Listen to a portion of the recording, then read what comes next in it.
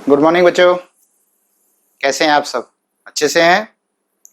उम्मीद करता हूं कि स्वस्थ होंगे, मस्त होंगे और आप पढ़ाई पर भी ध्यान दे रहे होंगे।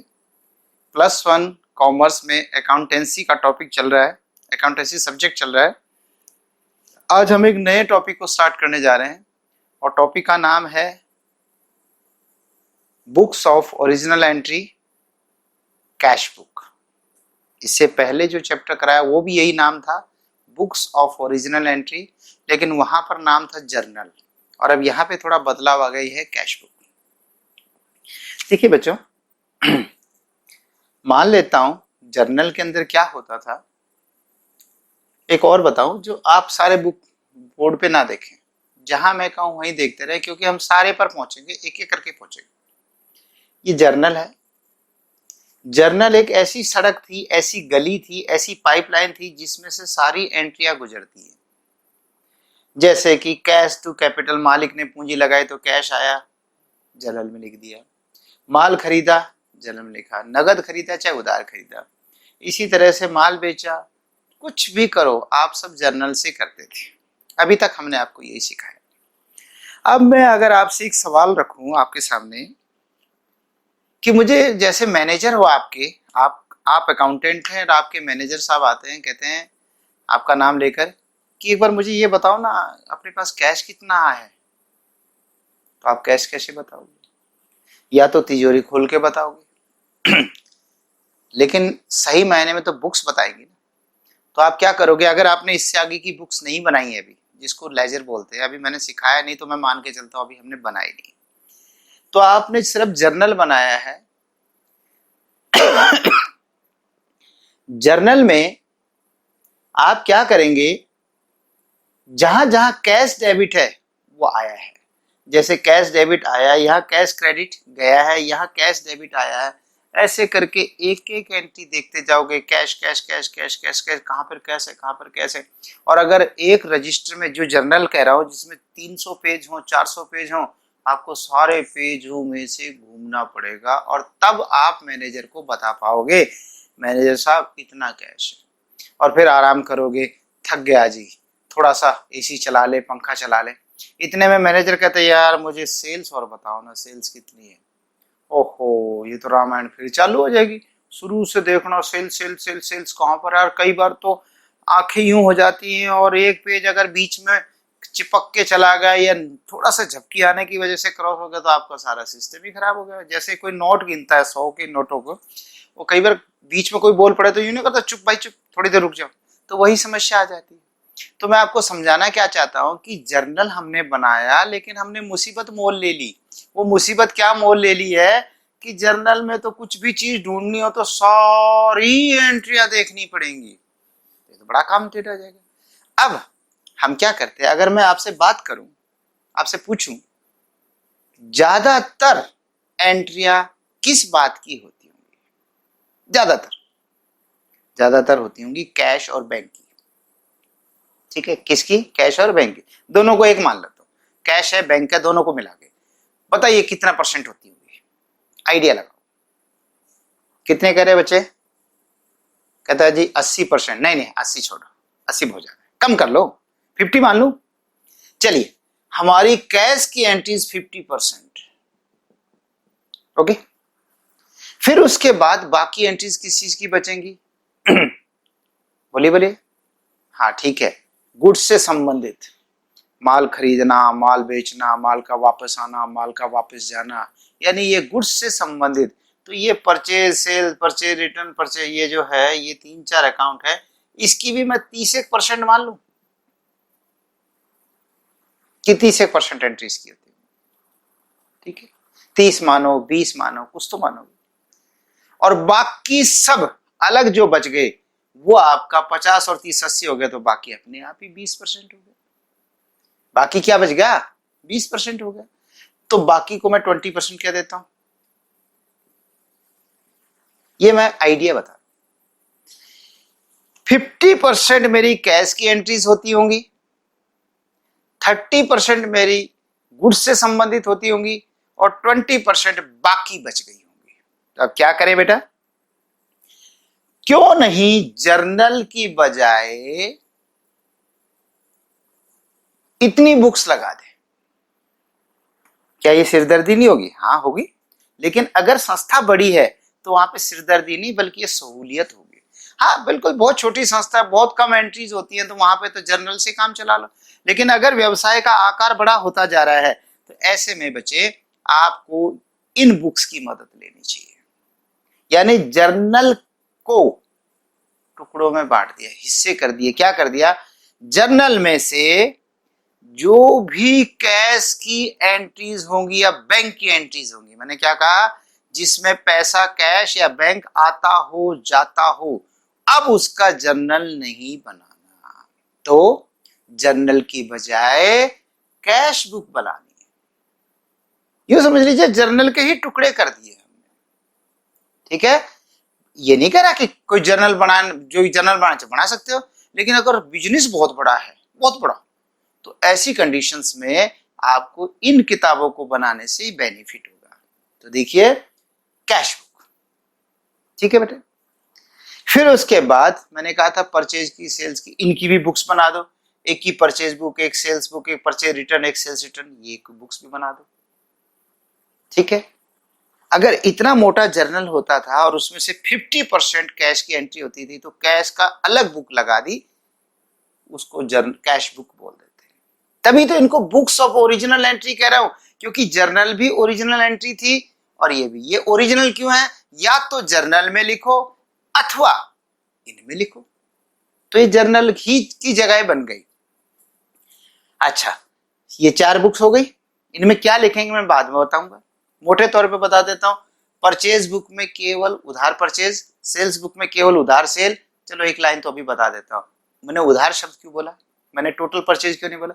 क्योंकि जब आप नगद खरीदोगे तो कैश आएगा जाएगा, नगद खरीदोगे जाएगा, तो कैश हुआ कि नहीं, तो वो फिर कैश बुक में जगह आएगी। जब नगद बेचोगे तो कैश आया कि नहीं आया, तो भी कैश बुक में। लेकिन अगर उधार बेचोगे तो फिर तो कैश नहीं आया ना, तब उसको सेल्स बुक में लिखना है। तो परचेज बुक और सेल्स बुक में क्या लिखते हैं? उधार, उधार परचेज, वो भी माल की परचेज। परचेज मतलब केवल माल का परचेज और माल की सेल। ठीक है बेटे, ये परचेज रिटर्न, सेल्स रिटर्न। अब ये बीआर और बीपी बुक है, bills receivable book, bills payable book. ये बुक्स बाद में बताऊंगा, लेकिन ये बुक्स भी बनाई जा सकती हैं। और इन 7 को छोड़कर अगर फिर भी कोई ऐसी आइटम रहेगी जो इन बुक्स में नहीं आ रही, तब क्या करे? तो जर्नल नहीं बनेगा ना। अभी तो मैं कह रहा था जर्नल नहीं बनेगा ना, भाई जर्नल तो बनेगा, पक्का बनेगा, लेकिन उसका नाम बदल देंगे। क्या बदल देंगे? अब उसका नाम जर्नल नहीं, अब उसका नाम जर्नल प्रॉपर। ये देखिए लास्ट वाला क्या लिखा है? Journal proper. जैसे 2 व्यक्ति साउथ इंडिया में जाके मिलते हैं, दोनों हरियाणा के हैं। भाई आप कहाँ के हो? जी मैं हिसार का हूँ। आप? मैं भी हिसार का। आप कहाँ? प्रॉपर हिसार के। नहीं भाई मैं हांसी या कहीं और आदमपुर। दूसरा, हाँ मैं तो प्रॉपर हिसार का हूँ। देखिए वैसे कोई पूछे कहाँ के हो, दोनों हिसार कहेंगे, वो ये थोड़ा कहेंगे वहां जाके मैं हांसी का हूँ, वहां तो कहेंगे मैं हिसार का हूँ। लेकिन जब हिसार हिसार वाले दोनों आमने सामने हो जाएंगे तब तो बात होगी ना कि कौन कहाँ का। तो इसी तरह से वैसे तो जर्नल, लेकिन जब जर्नल लास्ट में बने, लास्ट मतलब छोटा बने, कि जिस जिसकी बुक्स है वो तो बुक्स में जाएगा, और जिस बेचारे की बुक्स नहीं बनी तो वो सारी एंट्रीज जिस जर्नल में से जाएंगी उसका नाम जर्नल प्रॉपर हो गया। प्रॉपर हिसार छोटा सा एरिया, हिसार पूरा बड़ा डिस्ट्रिक्ट। आया कि नहीं? तो जर्नल प्रॉपर में सारी एंट्रीज नहीं आएंगी। कौन सी आएंगी? जिस बेचारे को इनमें कहीं जगह ना मिले। अब क्या इतनी बुक्स बनानी पड़ती है? ये अपनी अपनी संस्था के ऊपर बात है। आप इससे ज्यादा भी बना सकते हो, इससे कम भी बना सकते हो। जैसे मैंने कहा बीआरबीपी बुक्स है, मत बनाओ। अगर आपको ज्यादा दिक्कत नहीं आती है, आपके ज्यादा ऐसी एंट्रीज नहीं होती है, तो मत बनाओ इसकी बुक्स। ठीक है, तो इस तरीके से ये बुक्स के बारे में था। तो इस टॉपिक में हम पढ़ेंगे कैश बुक, और फिर उससे जो अगला टॉपिक आएगा उसमें इन बुक्स को पढ़ेंगे। इस बुक्स में और इन बाकी बुकों में फर्क भी है। क्या फर्क है? ये अपने आप में कंप्लीट बुक है। ऐसा क्यों? कैश बुक में जो बैलेंस आएगा वो आपको कैश बैलेंस बताएगा और बैंक बैलेंस भी, कि इतना आपके पास कैश या बैंक बैलेंस है। लेकिन ये जो परचेज बुक है ना, इसका जो बैलेंस आएगा वो परचेज को नहीं बताएगा।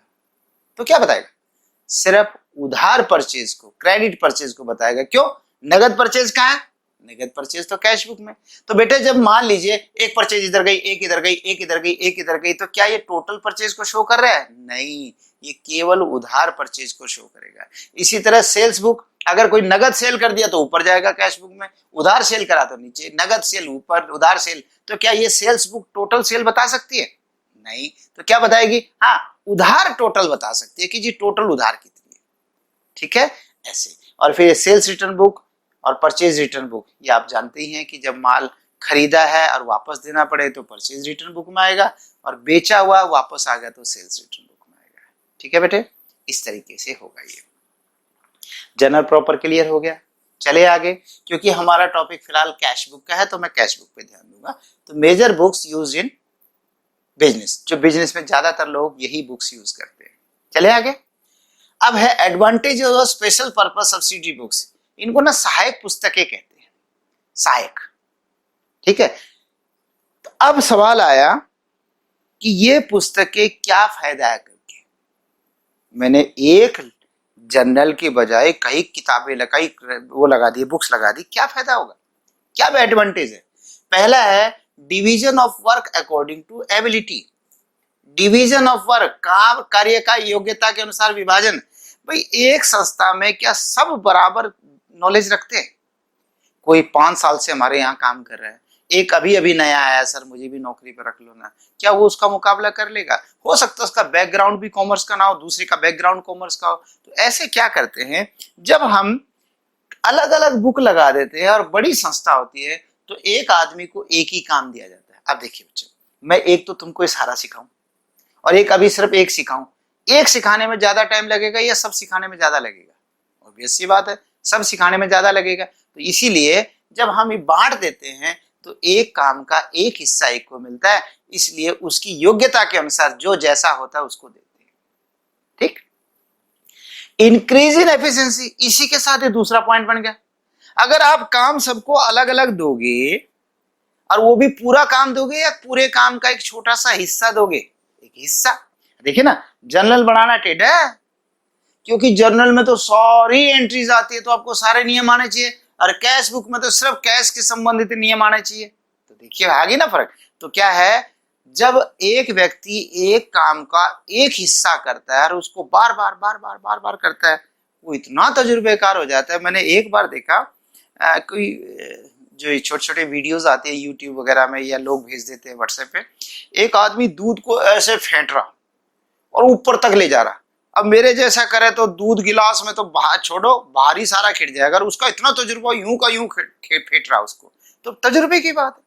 तो बेटा इंक्रीज इन एफिशिएंसी, जब एक ही काम को करते हैं तो उसका तजुर्बा बढ़ जाता है और उसकी स्पीड बढ़ जाती है काम की। ठीक है, तो एफिशिएंसी बढ़ जाती है, कार्य क्षमता बढ़ती है, एक एक आदमी ज्यादा काम करके दिखाता है। ओके, इजीनेस इन पोस्टिंग, खतौनी में सुविधा। अभी आपको मैंने लेजर में सिखाया, इसलिए अभी आपके लिए ये मुश्किल वर्ड है, लेकिन मोटी बात समझ लीजिए, ना समझ में आए तो आगे फिर देखेंगे। ठीक है, तो इजीनेस इन पोस्टिंग, तो पोस्टिंग में सुविधाजनक रहता है। वो क्या रहता है कि जब हम पोस्टिंग करते हैं यहां से उसमें खातों में डालेंगे तो हमारे लिए आसान होता है, क्योंकि एक तरह की एंट्रियां एक जगह आ जाती है। जैसे परचेज बुक में आएंगी उधार की, तो वो जो परचेज बुक सारी उधार है वो एक ही बार में हम एंट्री कर देंगे परचेज अकाउंट में, वो आसान हो जाएगा। ना समझ में तो भी कोई बात नहीं। ठीक है, अब है फ्लेक्सिबल। लोच, लोच का मतलब है कि खातों में लोच बनी रहती है, अर्थात जैसे रबड़ होती है इसी तरह लोच होती है, कि अर्थात ऐसा जरूरी नहीं है कि इतने ही खाते बनाने पड़ेंगे, सब बुक्स बनानी पड़ेंगी। आप अपनी सुविधा के अनुसार कम भी कर सकते हो, बढ़ा भी सकते हो, तो इसे लोच कहते हैं। अगला है full information at one place, सारी सूचना एक जगह मिल जाती है। अगर मैं एक जर्नल बना के रखूं और मैनेजर कहें कि बताना एक बार कितना कैश है, बताना कितनी सेल्स है, बताना कितनी परचेज है, तो बड़ी मुश्किल हो जाएगी। लेकिन अगर ये इस तरीके से होगा तो हम जल्दी बता पाएंगे। ठीक है, तो एक तरह की सूचना एक जगह मिल जाएगी। हमारी जो कैश बुक है, कैश बुक तो अपने आप में कंप्लीट है। हाँ, परचेज बुक टोटल परचेज नहीं बता सकती, उधार परचेज बता सकती है, नगद नहीं, लेकिन नगद कम ही रहती है। ठीक है, तो ये कैश बुक अपने आप में कंप्लीट है। कैश बुक में कैश शुरू में कितना है, लास्ट में कैश कितना है, ये सारी चीजें आपको पता चल सकती है। ठीक है बच्चे, चले आगे। अब आगे है फुल, अच्छा, प्रोटेक्शन फ्रॉम फ्रॉड, कपट से बचाव। कपट से बचाव का मतलब है बच्चे कि अगर सारा एक ही जर्नल हो तो एक जर्नल को एक ही कलर के अकाउंटेंट संभालेगा ना। अब सब कुछ उसी के यहां से जाता है, तो हो सकता है यदि वो कलर गड़बड़ करना चाहे तो उसके लिए गड़बड़ करना आसान रहेगा। लेकिन हमने जर्नल को कई पार्ट्स में बांट दिया, तो कई लोग काम कर रहे हैं, और अगर किसी को अब गड़बड़ करनी है तो अकेले से नहीं होगी, मिलजुल कर होगी। और जो चीज मिलजुल कर की जाती है उसमें कभी भी फंसने का चांस होता है। यानी एक भी आदमी अगर बाय द वे सच्चाई बता दे तो दूसरा पकड़ा जाएगा, लेकिन अगर अकेला ही कोई व्यक्ति हो तो क्या पता वो किसी को भी ना बताए, हो सकता है ना। तो इसलिए इसमें फ्रॉड प्रोटेक्शन, बचाव होता है फ्रॉम दी फ्रॉड, कि कपट से बचाव। मैं ये नहीं कह रहा, गारंटी नहीं दे रहा लिखकर कि फ्रॉड नहीं हो सकता, भाई कम होगा। अगर पहले बहुत ज्यादा के चांस है तो उससे काफी कम होगा। अगला है फिक्सेशन ऑफ रिस्पॉन्सिबिलिटी, उत्तरदायित्व निश्चित होना, क्योंकि अलग अलग बुक हैं और अगर कोई गड़बड़ हो जाती है तो हम सीधा किसी व्यक्ति को जिम्मेवार ठहरा सकते हैं। जैसे कि परचेज में गड़बड़ है, बुलाओ भाई परचेज बुक कौन संभालता है, सेल्स में गड़बड़, बुलाओ सेल्स को कौन संभालता है। इस तरीके से कैश में गड़बड़ है तो कैश बुक कौन मेंटेन करता है, उसको बुलाओ भाई। तो कहने का मतलब जिम्मेवारी अलग अलग निश्चित की जा सकती है। ठीक है, तो आज का लेक्चर यहीं तक ठीक रहेगा। ठीक है, इसके बाद हम अगले लेक्चर से स्टार्ट करेंगे कैश बुक कैसे बनाई जाती है। ओके, ठीक है बच्चों, okay that's all, bye bye, फिर मिलते हैं।